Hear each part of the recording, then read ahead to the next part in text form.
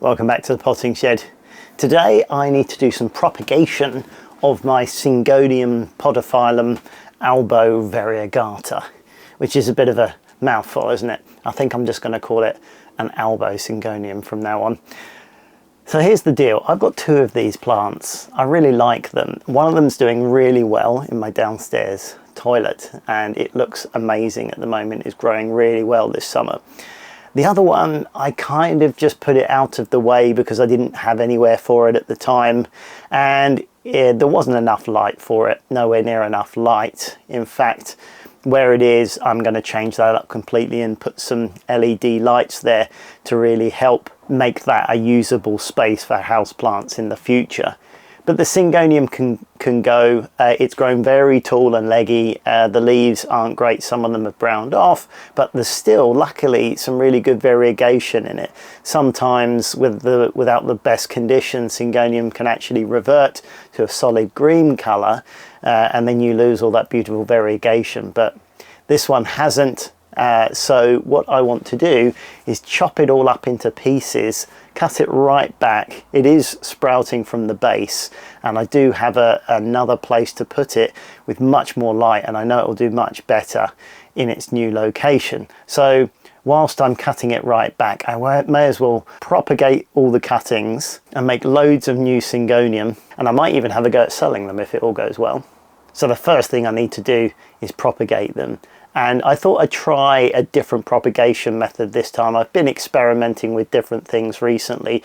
I usually go for water propagation. It's kind of the go-to one for me. It seems to be easy and less hassle than the other methods. You kind of put it in the water and you can forget about it for a couple of weeks a lot of the time. But this gives me an opportunity to try a prop box. I've never done it before. I like the idea of it. It makes sense that there is a more enclosed, humid environment for it.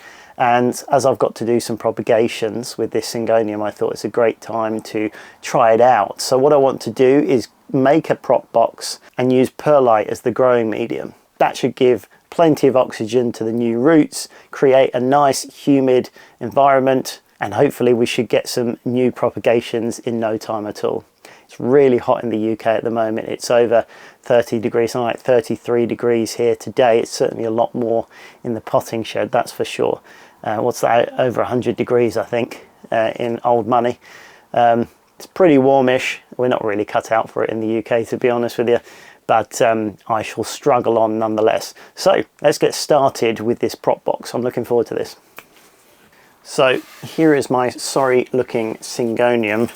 It's grown really long. I can't even show you the entirety of it because it's just grown straight up. It's not looking particularly happy, but luckily we've got loads of new shoots coming out from the base and you can clearly see plenty of variegation, so that's great. So I'm going to chop these right back down here, which should stimulate a load more extra growth. I think this is going to be absolutely fine, and because of that we've got all of this that I may as well chop up into cuttings. And once again, more luck than my skill, that's for sure. I do have some nice variegation still growing on the ends of these, so they will make some nice cuttings for sure. So that's what I've got to chop up. Let's put that to one side and we'll concentrate on the prop box. All right, so here we have a very old and very dirty and very tired box, which will do the job. It's not perfect, but it's what I think is good enough. It was blue, as you can see. I didn't want to use the blue top because I don't think that's going to let enough natural sunlight in, so I've got another pretty knackered old box as well, which has a clear lid. So what I'm going to do is put the growing media in the bottom, put the clear lid on top. It will still create a humid environment, and that should let in enough natural sunlight to do the job here. But it will be interesting to see how this goes because the sides are going to be blue as opposed to clear, so there will be less natural sunlight than they would be if this was a brand spanking new clear box. But I've got this handy, so I thought I might as well use it. So into this box I'm going to use perlite. So I've got a pack of that here. You don't have to use perlite, you could use potting soil if you wanted. You could try sphagnum moss. There are a few different mediums you could try. I like perlite. I happen to have a fresh bag of it, so I thought I'll throw that in and we'll give it a go and see how it goes. So all I'm going to do is tear the bag open with my trusty harvest knife.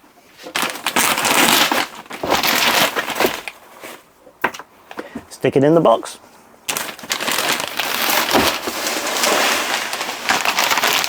So there we have it, there's the perlite in the box. There's actually only about 2 inches in the bottom of the box here. Probably would have preferred a deeper layer, but that's the entire bag, so this is what I've got to work with.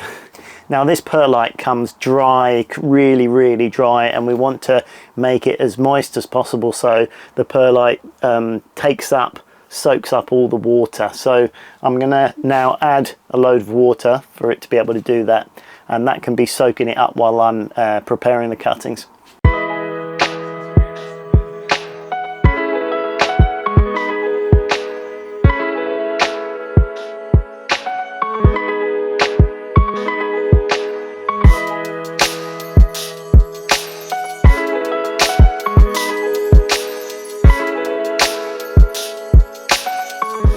Right, okay, so I've used 3 of those small houseplant watering cans full of water to really saturate that perlite now. It's gone in really nicely. There's not a lot to see. All the water's been absorbed into the perlite.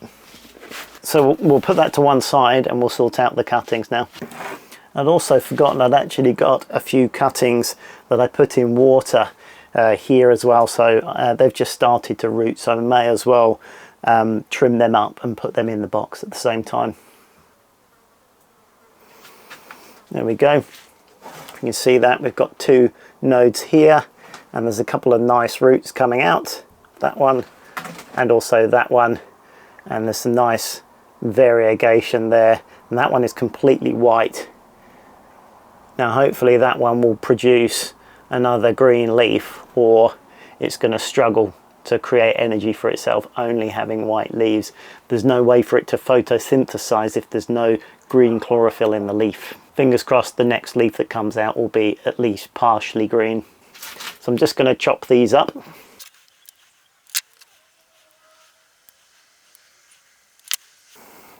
There we go, that one's ready to go in, as is that little one.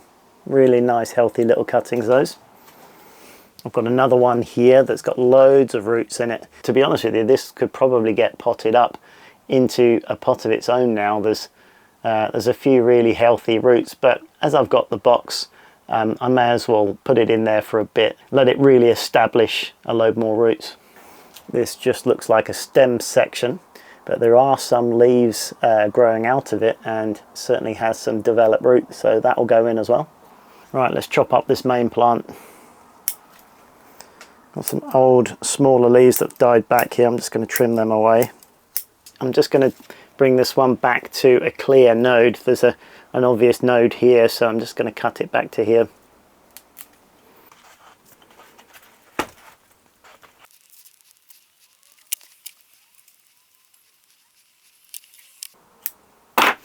This is a really nice piece. You can see the variegation running up through the stem.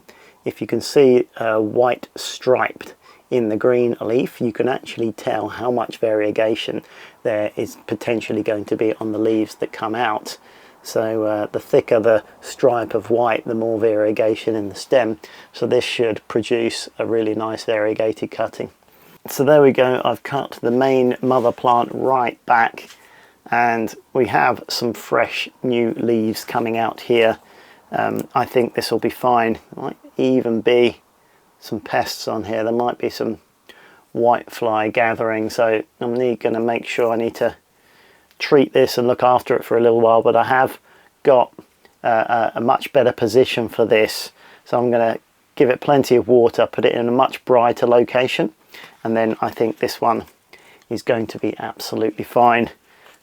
Plenty of new shoots, so yeah, I think this will catch up with its sister plant in my downstairs toilet there which is doing really, really well. In fact, I might even put it in this location eventually once I've treated it and make sure it's strong and healthy and there's no bugs on it. That may actually go next to it. It seems to really like that position, so we'll see how that goes, and I'll certainly update you on how these are going. So we've got all our cuttings out here on the bench, so all I need to do now is put them in the box. So I'm just going to make a little hole in the perlite there with whatever you got. I'm just using a piece of wooden houseplant stake, and that will give me a bit of space to put the cutting in. You don't really want to jam it in with the cuttings. You don't want to risk damaging the delicate stem, so just make a little hole for it, cover it up gently, make sure it's supported. That should be fine. Just rinse and repeat for the other pieces now.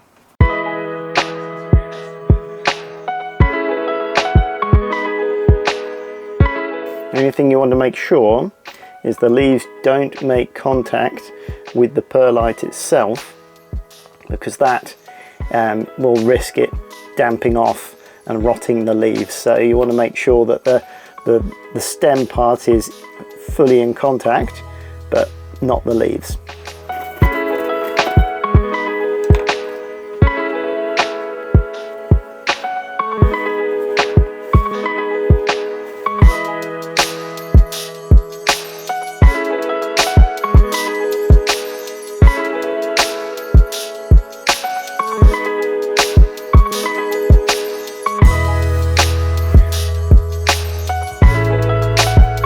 I'm also going to put in some of these chunks that have variegated nodes and some air roots, and we'll see if they actually produce any leaves. So there we are, that's all the cuttings planted up into the perlite. All I need to do now is put the top on and put it in a nice bright location inside the house where it remains warm, and hopefully we should have plenty of new Syngonium variegated cuttings with roots and new plants. So there we are, we're all done. Now you could potentially put some holes in the top of this lid for air to exchange, but I think it's better to keep the humidity into the box. There's enough space here for there to be plenty of air in the box. What I'm going to do is just open up the lid every few days to exchange the gases and get some fresh air into there, and hopefully the additional humidity of the closed environment should help the propagation process and get more roots and get a healthier, stronger cutting. But I've never done this before, so this is all a bit of an experiment for me. If you are a seasoned box propagator, it's not easy to say, then do let me know down in the comments all the things I'm doing wrong, and any suggestions and anything you can let me know will be appreciated, and I will keep you updated with the progress of these cuttings and also of the mother plant, and hopefully we'll have a load of strong new Syngonium Podophyllum Albo Variegata plants in a short period of time, hopefully by the end of the summer. But I'll keep you updated. That's it for this one. Please give it a thumbs up if you found it helpful or interesting, and subscribe if you're new around here, and I will catch you on the very next video. Bye for now.